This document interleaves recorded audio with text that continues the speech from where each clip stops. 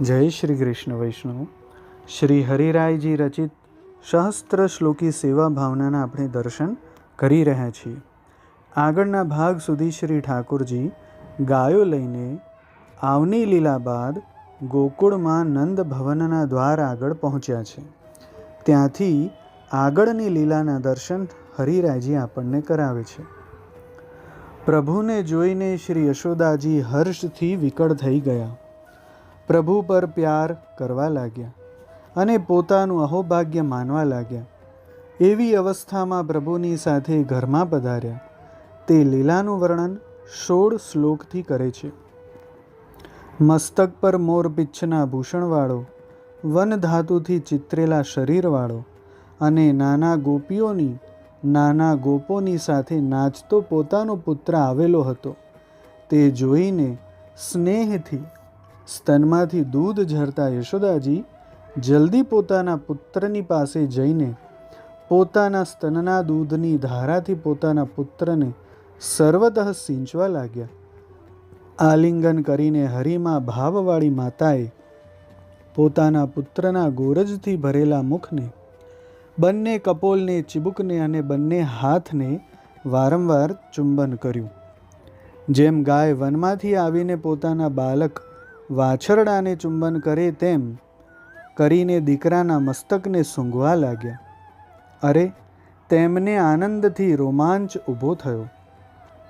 વ્રજનાથની માતા શ્રી યશોદા, નંદરાયની ગૃહિણી, આકુલ વ્યાકુલ થઈને આ અનુભાવના સમયને સ્વપ્ન સમાન માનવા લાગ્યા.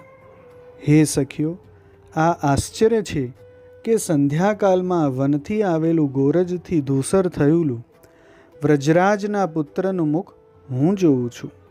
હે સખી, સર્વ તિથિઓમાં મને તો આ જ પૂર્ણિમા છે, કેમ કે ગોકુલેશના મુખરૂપી પૂર્ણચંદ્રમાં આજ પ્રગટ થયો. આજે જ જન્મ સફળ થયો. આજે જ સફળ થયું. નંદ ભવનમાં કુલદીપક આજે પ્રગટ થયો. પૂર્વે કરેલા પુણ્ય મારા આજે સફળ થયા, કેમ કે હમણાં મારા પુત્રને મારી આંખથી મેં ઘરમાં જોયો. ક્યાં વનમાં જવું અને ક્યાં આ કમલનયન બાલક. મારું ભાગ્ય છે કે દામોદર ફરીથી મારી દ્રષ્ટિગોચર થયો. હે સખીઓ, મને એક જ પ્રજા છે, આ પુત્રથી જ હું જીવું છું. તે મારી આંખથી દૂર થાય છે ત્યારે મારા પ્રાણ પણ એની પાછળ જાય છે. ક્રીડામાં પરાયણ કૃષ્ણને હું કેવી રીતે રોકું, કેમ કે રોઈ પડે છે. એનું મુખ ઉદાસીન થાય તો મારું ઘર પણ એને રૂચતું નથી. સૂતના દર્શનથી આજનો દિવસ સફળ થયો. ગોકુલાધીશના પુત્રનું મુખ દુઃખનો નાશક છે. હે સખી, બલદેવનો નાનો ભાઈ વનમાં જાય છે ત્યારે માત્ર એના જ ભાવથી જેમના ચિત્ત ભરેલા છે તે સર્વેના ચિત્ત સિજાઈ જાય છે. આ સૂર્ય અસ્ત થયો તે મારા મનને એમ બોધ કરે છે કે વ્રજાધીશ વનમાં હતા તે સમયનો તાપ પણ ખારા સમુદ્રમાં ચાલ્યો ગયો. આમ બોલતી પુત્રની સાથે ભવનના દ્વાર આગળ આવી હસે છે. રોમાંચ શરીર પર થયા છે અને હર્ષથી અશ્રુધારા વહે છે. માતાએ પ્રભુને ઘરમાં પધરાવીને લાડ લડાવ્યા. તે સમયે વ્રજભક્તો દર્શન કરવા આવ્યા. માતાએ સંધ્યા આરતી કરી. તેનું વર્ણન શ્રી હરિરાયજી 11 શ્લોકથી કરે છે. ત્યાં વ્રજભક્તો આવ્યા છે. તેને આદર સહિત કુશળ પૂછે છે. સર્વને કહે છે કે તમારા આશીર્વાદથી મારો બાળ ઘરે આવ્યો. પુત્રને ગોદમાંથી ઉતારીને સારા બિછાવેલા ઊંચા આસન પર બેસાડીને ફરીથી વાંકડિયા કેશ ઉપર લાગેલી ગોરજ પહોંચી નાખી. પોતાના પિતાંબરથી પુત્રને મસ્તક ઉપરથી ઢાંકીને અગર સત્વયુક્ત ચંદન વગેરેથી વિશેષ રીતે શરીરને લેપ કર્યો. પછી પગ સુધી લાંબી લટકતી ફૂલોની માળા પધરાવી. વેણુયુક્ત હાથમાં લકુટી ધરીને પ્રભુ સ્થિત થયા. બાલભાવના આગ્રહથી પોતાના મુખ્ય સ્વામિનીને સાથે રાખ્યા. ભવનમાં આવીને ઉત્સાહ સહિત પોતાના ગોપીજનને જોવામાં ઉત્સાહવાળા થયા. અતિ વિયોગવાળા નંદ વગેરે ગોપો ઉત્સંગમાં લઈને સારી રીતે લાડ લડાવે છે. ગોપીજનોએ પ્રભુ પર ધન ન્યોછાવર કર્યું છે. બ્રાહ્મણોની પૂજાના કારણરૂપ પોતે થયા છે. માતાનો વાત્સલ્ય ભાવ જોઈને પ્રભુનું મુખ ચકિત થયું. પ્રભુને હાસ્યનો ઉદય થવાથી મુખમાંથી 2 દાંત બહાર નીકળવાથી પોતે શોભાયમાન દેખાય છે. દીવાના પ્રકાશના સંબંધથી આભૂષણનો ચળકાટ બમણો થયો.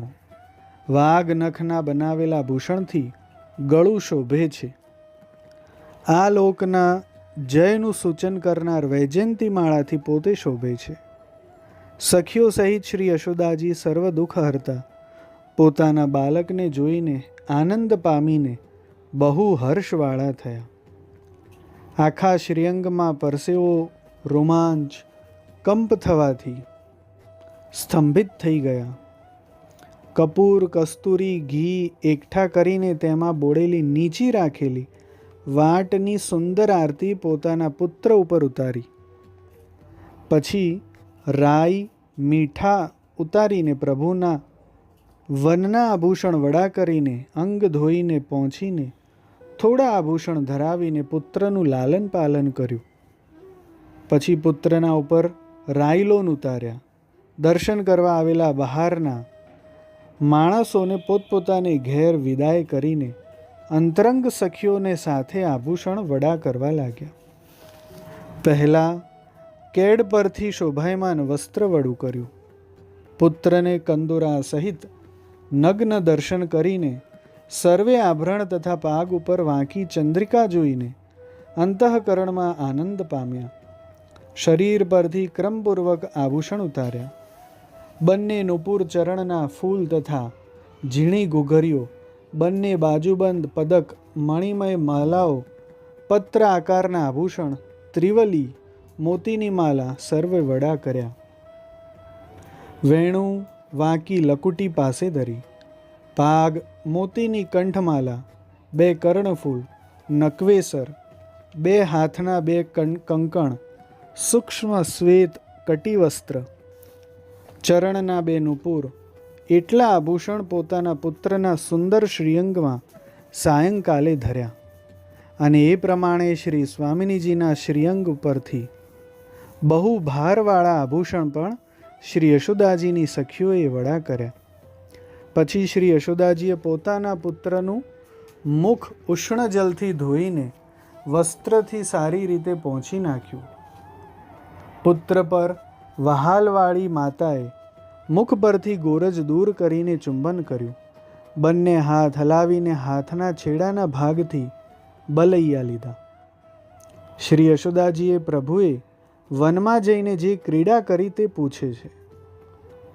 પછી શાંત ચિત્તવાળા માતા પુત્રને વનમાં કરેલી લીલા પૂછે છે. હે સુત, અહીં ગોષ્ઠમાંથી નીકળીને પછી તું કઈ રસ્તે ગયો? વ્રજની ગાયોને વૃક્ષની છાયામાં ચરાવી કે તાપમાં? તારા ચરણમાં કાંટા તો લાગ્યા નથી ને? ઘાસના અંકુર લાગવાથી દુખતા ચરણવાળો તું પોતાના સંગીઓની સાથે ક્યાં બેઠો? હાથમાં ધરેલી આ વેણું વગાડીને કોને કોને મોહિત કર્યા? લકુટી ફેરવીને ગાયોને ક્યાં ક્યાં લઈ ગયો? કદંબ વૃક્ષ પર ચડીને પિતાંબર ફરકાવીને ઊંચે સ્વરથી બૂમ પાડીને ગાયોને ક્યાં ક્યાં બોલાવી? નદીના કિનારા ઉપર બેસીને શીતલ જલ ક્યાં પીધું? યમુનાના કિનારા ઉપર ગાયોને જલ ક્યાં પીવડાવ્યું? શ્રી યમુના જલમાં જઈને ગાયોને ક્યાં નવડાવી? ગોપોની સાથે દોડવા વગેરેની રમત ક્યાં કરી? બાળકોની સાથે ગિલીદંડા ક્યાં રમ્યો? વૃક્ષ પર ચડવાની ક્રિયા ક્યાં કરી? આંખ મીચામણીની રમત ક્યાં રમ્યા? એકબીજાના ખભા પર ચડવાની ક્રિયા ક્યાં કરી? રાજક્રીડા ક્યાં રમ્યા? ત્યાં રાજા કોણ થયો? પ્રધાન કોણ થયો? પ્રજા કોણ થયું? ચોર કોણ થયો? પકડવાવાળો સિપાઈ કોણ થયો? એ ક્રીડાનો મુખી કોણ થયો? વનમાં જુદા જુદા સ્વભાવવાળા બાળકોમાં તારી લીલાના વિલાસમાં પરસ્પર સ્નેહ રહ્યો હતો? અહીંથી મોકલેલા ભાત, મસાલાના ભૂંજાના, રાયતા, શાક વગેરે ક્યાં ખાધા? વૃક્ષની છાયામાં કે ગોવર્ધન પર્વતની શિલામાં બેસીને ખાધા? વચનની ધાતુથી શરીરને ક્યાં બેસીને ચિતર્યું? ગાયોને ગેરું વગેરેથી અદ્ભુત ચિત્રામણથી ક્યાં ચિતરી? મોર પીચ્છની બનાવેલી પટ્ટિકા ગાયને ક્યાં બાંધી? ગાયોના સુંદર શિંગડા કુમકુમથી ક્યાં રંગ્યા? ગોવર્ધન પર્વત ઉપર બેસીને ક્યાં ફળ ખાધા? ગોવર્ધન ઉપર મોરને મોહિત કરનારું નૃત્ય ક્યાં કર્યું? વનમાં ગોપ બાલકોની સાથે મલ્લ ક્રીડા ક્યાં કરી? તારા બલિષ્ઠ બાલકોમાં કોણ કોણ જીત્યા અને કોણ હાર્યા? ખેલમાં તારા સંગી કયા બાલક થયા અને બલદેવના સંગી કોણ કોણ થયા? તાલવનમાં ગધેડાના રૂપવાળા રાક્ષસને કેવી રીતે માર્યો? ગોપોની સાથે વનમાં ફૂલ કેવી રીતે ખાધા? મત્ત થયેલા ભ્રમરોનું ગાન ક્યાં બેસીને સાંભળ્યું? હે સુત, પક્ષીનો કરેલો વિચિત્ર નાદ ક્યાં સાંભળ્યો? વેણુનાદથી હરણીઓને ક્યાં ક્યાં મોહિત કરી? અનેક પ્રકારના સુગંધવાળા ફૂલોથી ભૂષિત થઈને સંધ્યા સમય યમુનાજીમાં તે ક્રીડા ક્યાં કરી? ક્યાં વનમાંથી ગાયોને એકઠી કરીને તે અહીં લાવવાને પાછી વાળી?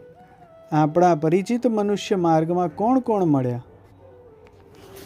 ગાયોની પાછળ અહીં આવતી વખતે તે કેવું નૃત્ય કર્યું?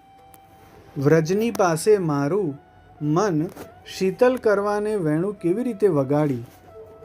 હે પુત્ર, મારા પૂછેલા પ્રશ્નોનો ઉત્તર આપ. હે લાલા, માની આજ્ઞા પાળવાવાળો તારા સિવાય બીજું કોણ કહે છે? વૈષ્ણવ શ્રી હરિરાયજીએ શ્રી યશોદાજીની ઉત્કંઠા આ પ્રસંગમાં પ્રગટ કરી છે. આપણે તે ઉત્કંઠાના ભાવોને ધારણ કરવાના પ્રયત્ન કરીશું અને ઠાકોરજીના પ્રત્યુત્તરની આવતા વિડીયો સુધી રાહ જોઈશું. જય શ્રી કૃષ્ણ.